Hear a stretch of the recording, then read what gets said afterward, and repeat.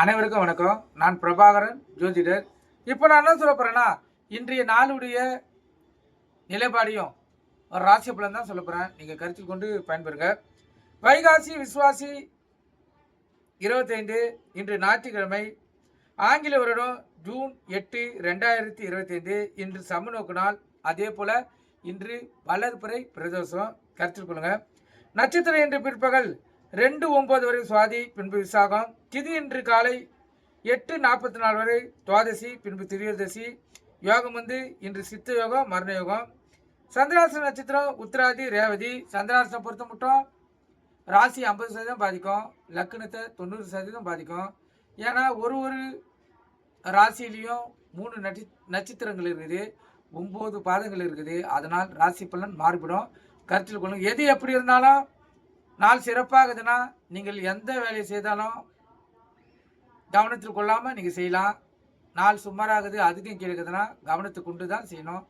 ஏன்னா நம்மளுக்கு இந்த நாள் எதுவும் ஒரு ஏமாற்றத்தை தந்துடக்கூடாது. அதனுடைய அடிப்படையிலேயே இந்த ராசி பலனையும் நாளுடைய நிலைப்பாடையும் தான் சொல்லுங்கிறேன். நீங்கள் கருத்தில் கொண்டு நீங்கள் பயன்பெறுங்க. இந்த சந்திராசனம் மீன ராசிக்கு இருப்பதால் வண்டி வாகனத்தை செல்லக்குள்ள மிக கவனமாக செல்லணும். போக்குவரத்து விதிமுறைகளை கடைபிடித்து செல்லணும்.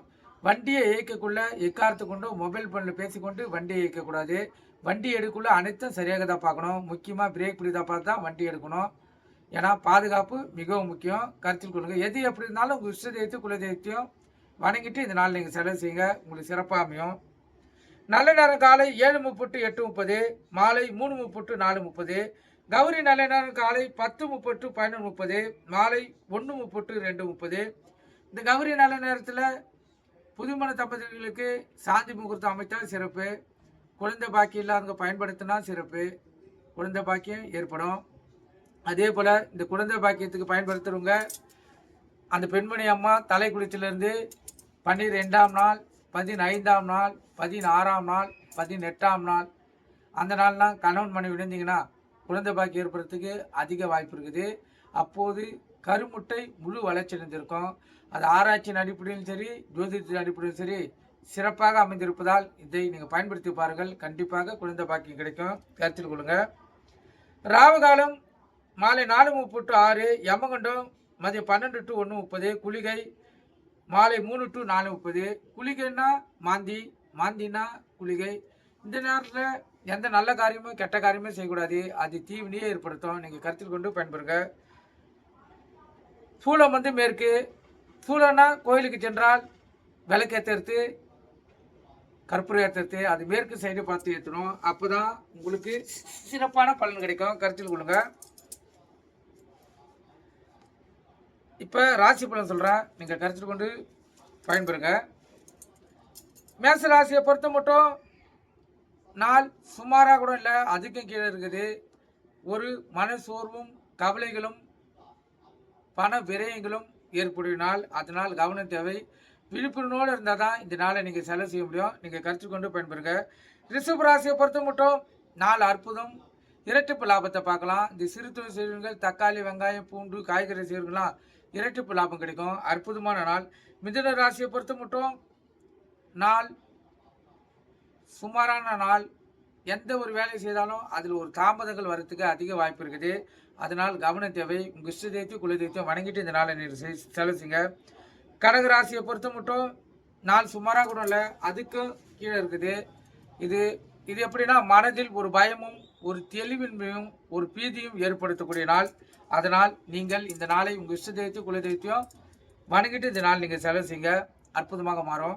சிம்ம ராசியை பொறுத்த மட்டும் நாள் சுமார். அடுத்தவங்களுடைய ஆதரவும் அரவணைப்பும் ஒத்துழைப்பும் உங்களுக்கு கிடைக்கும். இருந்தாலும் நாள் சுமார் தான்.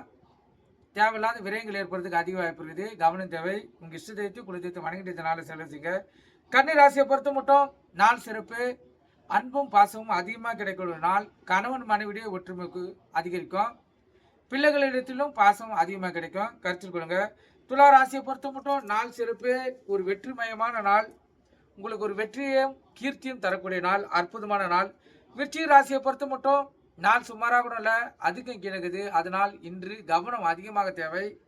எந்த ஒரு வேலையை செய்தாலும் மிகவும் கவனமாக செய்யணும்.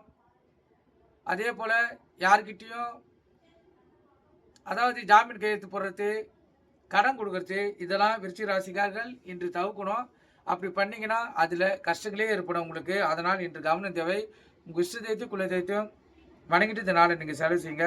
தனுசு ராசியை பொறுத்த மட்டும் அற்புதமான நாள், இன்பமயமான நாள், கணவன் மனைவிடையே ஒற்றுமை கூடும், மிகவும் சிறப்பான நாள். இந்த நாள் உங்களுக்கு ஒரு மாற்றத்தை ஏற்படுத்தும், அற்புதமான நாள்.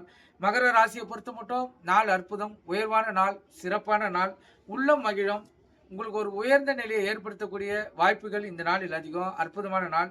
கும்ப ராசியை பொறுத்த மட்டும் நாள் சுமார், அடுத்தவங்களுடைய ஆதரவும் அரவணைப்பும் உங்களுக்கு கிடைக்கும். அதே போல் அவங்க நீங்கள் எந்த வேலை செய்தாலும் உங்களை ஒரு ஊக்கமும் உற்சாகமும் கொடுப்பாங்க. எது எப்படி இருந்தாலும் உங்கள் இஷ்ட தெய்வத்தையும் குல தெய்வத்தையும் வணங்கிட்டு இந்த நாள் நீங்கள் செலவு செய்யுங்க. மீன ராசியை பொறுத்த மட்டும் நாள் சுமாரான நாள், ஆசைகள் ஏற்புடைய நாள், அதிலும் பேராசைகள் ஏற்புடைய நாள். அதனால் கவனம் தேவை. எந்த ஒரு வேலையை செய்தாலும் விழிப்புணர்வு செய்யுங்க, ஆசையை அடக்குங்க, இல்லைன்னா பிரச்சனைகளை மாற்றத்துக்கு அதிக வாய்ப்பு இருக்குது. இந்த மீன ராசிக்கு இன்று சந்திராசி இருப்பதால் கவனம் தேவை. வண்டி வாகனம் செல்லக்குள்ள கவனமாக செல்லணும். போக்குவரத்து விதிமுறைகளை கடைபிடித்து செல்லணும். எக்காரத்தை கொண்டு வண்டி இயக்க கொண்டு மொபைல் ஃபோனில் பேசக்கூடாது. வண்டி எடுக்குள்ள அனைத்தும் சரியாக தான் பார்க்கணும். முக்கியமாக பிரேக் பிடிக்கிறத பார்த்து தான் வண்டியை எடுக்கணும். அதனால் கவனம் தேவை. கருத்து கொண்டு பயன்பெறுங்க. நன்றி, வணக்கம்.